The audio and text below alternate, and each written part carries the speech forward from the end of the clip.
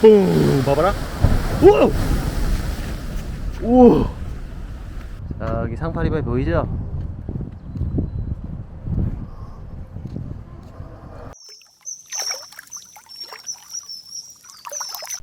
여러분들 배에 대해서 궁금한 거, 또 상파리처럼 나이 퍼먹고 철없이 저렇게 살 수 있는 비결이 무엇인지 그런 것들을 알고 싶나요? 상파리한테 물어보세요. 상파리, 여러분의 궁금증을 시원하게 답해드립니다. 뭐가 궁금하세요? 상파리에게 물어보세요. 상파리 배는 대여도 있는데 왜 구매했어요? 그 전셋집을 사냐 내 집 마련을 하냐 이게 차이지. 남의 배를 임대를 하면은 그 배에 뭐를 장착한다거나 이런 거를 전혀 할 수가 없잖아. 레이더를 단다거나 프로타라고 뭐 지도를 바꾼다거나 하여튼 뭐 정비 그 애착도 안 가지 대여하면은. 그 임대료도 생각보다 비싸요. 그래서 저는 제가 배를 소유하기로 해. 또 궁금한 거 있나요? 상파리 중고로 구매할 때 허가랑 등록은 대행해주나요? 아니면 직접 해야 되나요? 내가 만약에 배를 살 때 뭐 어떤 업자를 통해서 샀다. 만약에 무슨 마린 뭐 이런 어떤 정식 그 중고 업체들이 있잖아요.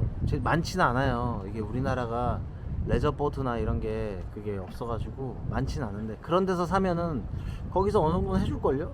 근데 그게 아니라 개인한테 샀다 그러면은 그 서류를 들고 이전 신청을 해야죠. 근데 그게 크게 어렵진 않을 거예요. 제 배 같은 경우에는 일본에서 직수입을 한 배이기 때문에 한국에 가져와 가지고 신규 검사를 했어요. 배를 새로 건조했을 때랑 똑같이 검사를 다 하기 때문에 엄청 빡셌어. 몇 달 걸려. 한 2달 정도 걸렸고, 설계도까지 새로 그리고 돈이 몇 천만 원이 들었어요. 그것만. 그런 경우에는 좀 많이 힘들지. 근데 그게 아니라 개인한테 살 경우에는 이미 등록되어 있는 배를 살 거 아니야? 그러면은 좀 이전 신청만 하면 되니까 좀 수월하고, 그리고 만약에 새 배를 산다. 국내 배 같은 경우에는 다 설계도랑 이런 게 어느 정도 다 준비되어 있으니까 등록이 좀 수월하다. 답변이 잘 됐나요? 구매할 때 자격증 같은 것도 필요한가요? 당연히 구매할 때 그 자기가 배를 운전할 수 있는 면허는 있어야겠죠. 예를 들어 자기가 레저보트를 몰고 싶다 그러면 레저보트 면허가 있어야 될 거고, 어선을 몰고 싶다 그러면 또 뭐 그거에 따른 개인 면허가 필요해요. 그리고 또 이제 통신, 여기에 또 무전기 이런 걸 달아야 되기 때문에 뭐 무슨 통신사 자격증이 있는데 그것도 따야 되는데, 그게 모든 선박에 해당되진 않을걸요. 그냥 하여튼 몇 개 따긴 해야 돼요. 자격증이 있어야죠. 상파리 해외 중고로 사도 AS는 국내 업체에서 가능한가요? 그 해외에서 구입한 중고는 한국에서 뭐 AS 그런 개념은 없죠. 주차하는 것도 돈 드나요? 주차하는 거요? 보여드릴게요.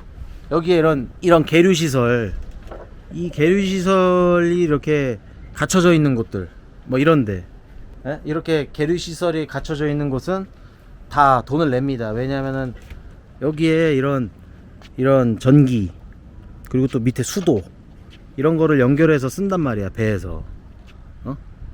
전기 뭐 220V, 여기 220V도 있고, 이런 시설이 갖춰져 있는 마리나들이 우리나라에 좀 있어요.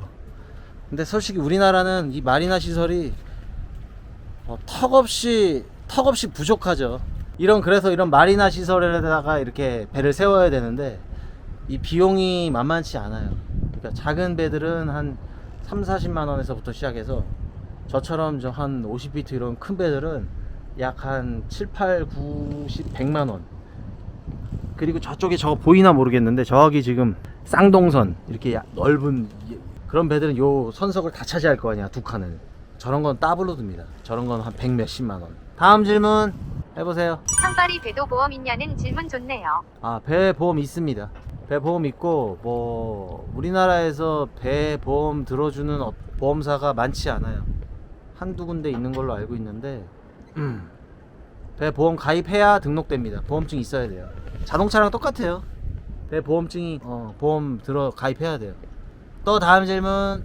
상파리 배 안에서 취사랑 잠자는 거 합법인가요? 합법이죠. 내 배에서 내가 자는데. 고대 배는 직수입 어떻게 했어요? 배 직수입? 배 직수입을 코로나 기간이라 제가 해외에 나가서 직접 배를 보고 사왔어야 되는데 그게 어려워가지고 그걸 못하고 너무 배가 사고 싶어서 인터넷에 배 매물을 보고 일본에 있는 업자를 통해서 구입했죠. 일본인이랑 매일 계속 주고받고 하면서 확인하고 하면서 저처럼 구입하는 거는 상당히 추천드리지 않습니다. 저도 지나고 나니까 내가 정말 미친 짓을 했구나 이런 생각이 들어. 왜냐면은 배에 대한 상태를 볼 수도 없고 사진만 그럴싸하게 찍어놓고 올리는 사람들이 많아요. 082 똥파리 AS는 그런 업체예요. 그러니까 이제 외국에서 구입한 배를 한국에 가져와서 AS는 못 한다고 봐야 돼. 우리나라에 정식으로 들어오는 수입해서 정식으로 들어오는 배도 그 해외 본사에서 해주는 AS가 아니라 그냥 한국 지사에서 이렇게 하는 AS라 그냥 뭐 AS 개념이 없죠. 그냥 물건 주문해서 달아주는 건데 그거는 어느 정도는 우리나라도 가능은 한데 좀 세부적인 걸로 들어가면은 우리나라는 아직 용품이 뭐 다 직수입해서 달아야 되는. 그리고 엔진이나 이런 거는 자동차랑 크게 다르지 않아요. 배 엔진 전문적으로 수리하는 분들이 있어서 어느 정도는 082 되는데 똥파리 배보다 배꼽이 더 크겠네. 만약에 이제 국내에서 구하기 힘든 이런 것들이 고장나면 이제 골치 아파지는 거지. 그거 막 수소문 해가지고 어떻게 고쳐. 그러니까 자기가 어느 정도 지식이 있어야 돼요. 배에 대한. 저는 잘 모르지만 저도 이제 배워가는 중이고. 오케이, 기름에 똥파리 대해서 기름은 어디서 채우고 기름은 어떤 걸 넣고 리터당 얼마 정도 하나요? 저처럼 레저보트 타는 사람들은 기름을 그냥 주유소에서 소비자가로 사가지고 넣어야 돼요. 방법 없어. 지금 경유가 제 배는 경유배고 이제 주유소 가서 2,000원 정도 하잖아요. 2,200원 그거 사와가지고 이렇게 들고 집어넣어야죠. 그리고 이제 어선 같은 경우에는 면세유라고 이제 어선 등록이 되고 이제 뭐 하면은 면세유라고 이제 바닷가 가면 이렇게 파란색 통들이 이렇게 막 있는 게 있어. 거기에 이제 기름을 받아가지고 쓰고 얼만큼 썼는지 뭐 이렇게 다 이게 체크가 되고 면세유를 쓸 수 있어서 싸지. 지금 2,000원이잖아. 면세유는 1,300원 뭐 1,400원 요 정도밖에 안 해. 그러니까 어부들은 그래도 기름에 대한 부담은 적지만 나처럼 레저보트 타는 사람들은 기름을 그냥 일반 사와야 되는데 항구에서 일반 배에 기름을 못 넣어줘. 차가 와가지고 이렇게 못 넣어줘요. 못 넣어주는 경우가 많아. 왜냐면은 물에 떨어질 위험도 있고 뭐 여러가지 위험이 있기 때문에 주유소에서 안 해주려고 그러고 그게 법적으로도 문제가 돼요. 어떤 항구는 되는 경우도 있고 뭐 그게 뭐 항구마다 좀 다른데 그건 정확히 모르겠지만 그냥 레저보트는 대부분 통에 들고 들어와서 넣지. 제 배 같은 경우에는 기름통이 2,000리터가 넘거든. 이런 경우에는 이제 계속 그냥 하루에 한두 번씩 계속 실어 날라가지고 넣든가 아니면은 저쪽 항구 쪽으로 가가지고 20통 30통 말통으로 이렇게 받아가지고 넣는 거지. 뭐 그런 방식. 그래가지고 조심해야 돼. 왜냐면 기름은 조금만 뚝 떨어뜨려도 쫙 퍼지기 때문에 티가 잘 나. 그래가지고 만약에 내 배 주변에 기름이 막 있다 그러면은 해양경찰에서 나옵니다. 이거 뭐냐 이거 또 신고하고 사람들이. 상파리 바다에 24시간 떠 있는데 녹 안 쓰나요? 좋은 질문입니다. 녹? 여러분들 뭐 알죠? 뭐 유리섬유 뭐 그런 거 있잖아요. 그런 걸로 만든 FRP 소재라 녹은 안 쓰는데 아무래도 이런 데 보면 뭐 철물 이런 거 있잖아요. 철물 이런 거 뭐 많이 있죠. 저런 데 보면 뭐 막 철물 같은 거 있죠. 그런 거는 보통 스테인레스로 다 쓰지. 근데 이제 좀 저렴한 배들 이런 데는 스테인레스를 막 쓰면 돈이 좀 드니까 뭐 알루미늄이나 뭐 이런 걸로 쓰기도 하는데 기본적으로는 스테인레스 이런 걸 많이 써주고 뭐 부식에 좀 강한 뭐 이런 나무 이런 FRP 스테인레스 이런 거를 대부분 사용하기 때문에 부식은 안 되는데 조금 지나면 뭔가 계속 낡지. 아무래도 바닷물이 이렇게 탁 들어가면은 점점 낡어. 그리고 밑에 부분은 물이 닿는 부분은 바다 밑이잖아요. 그래가지고 밑에 수중에 이제 따개비라고 무슨 조개 같은 비슷한 애들 전복각 비슬 조그만한 애들이 엄청 붙어요 나중에. 그러면 그거를 1년에 한 번씩 제거해주는 그런 그 작업도 해야 됩니다. 배를 상가한다 그래가지고 배를 띄워가지고 이제 밑에 청소도 해줘야 되고 페인트도 한번 다시 발라줘야 되고 그런 작업들을 하기 때문에 배가 뭐 녹이 막 쓸어가지고 뭐 구멍이 나가지고 뭐 이럴 염려는 없는데 배를 사면 돈이 들어갈 게 많죠. 관리도 해줘야 돼. 뭐 닦아줘야 돼. 뭐 바닷물이 이렇게 이런데 막 묻어 있으면 안 되니까 물 청소도 계속 해주고 뭐 이런 것들을 하면은 뭐 돈은 계속 드는 거예요. 그런 수고로움이 있다. 배에서 길은 어떻게 찾아요? 나침반, 등대만 보고 가나요? 바다에서 길을 어떻게 찾냐? 바다 내비게이션이 있습니다. 배에 플로타라고 GPS 기반일 거예요. GPS 기반의 지도가 있어요.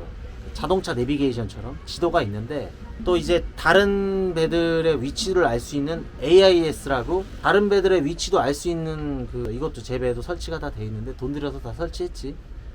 근데 이제 AIS는 안 설치되어 있는 배들이 많고, 근데 보통 이제 플로타라고 지도를 가지고 가죠. 그거 지도에 보면 뭐 수심이 몇 메타인지, 이쪽은 뭐 수심이 예를 들어 뭐 1m밖에 안 돼. 아, 그럼 여긴 가면 안 되겠구나. 뭐 이런 것들이 어느 정도 다 나오고, 또 요즘에는 바다에 인터넷이 잘 터지잖아요. 어느 정도는 시대가 좋아져서. 그래가지고 LTE 기반의 진짜 내비게이션이 나와요. 완전히 내가 어느 쪽으로 가겠다 그러면 경로까지 설정해주고, 내가 목적지 찍으면 경로 설정, 뭐 우회전, 뭐 오른쪽으로 가세요. 이런 안내까지 나오는 이제 LTE 기반의 인터넷 기반의 내비게이션도 나왔습니다. 하여튼 그런 거 보고 가는 거고, 만약에 안개가 너무 꼈다, 말도 안 되게 안개가 너무 껴서 앞이 전혀 보이지 않아. 그리고 이제 지도 같은 경우에도 약간 그냥 대략적인 지도만 나오지, 뭐 내가 정확히 어디로 가고 있는지는 안 그러니까 정확한 몇 메타에 그건 안 나오잖아. 그러니까 자칫 잘못하면 꼬라박을 수가 있잖아요. 뭐 방파제 같은데. 그래가지고 이제 항구마다 빨간색 등대, 흰색 등대가 이렇게 있어요. 양쪽에. 밖에서 볼 때는 빨간색 등대가 오른쪽 있고, 아마 안에서 볼 때는 빨간색 등대가 왼쪽인가? 그러니까 그 등대 사이로 지나가는 거지. 빨간 등대, 흰 등대 사이로 지나가면은 들어갈 때, 내가 항구로 들어가니까 GPS 보면서 아, 저 대충 저점이 내가 가야 될 항구구나. 그러면 이렇게 가다가 보면은 이제 등대가 아무리 안개가 껴도 등대가 이렇게 반짝거리는 게 보인다고. 그럼 그 사이로 이렇게 가면 되지.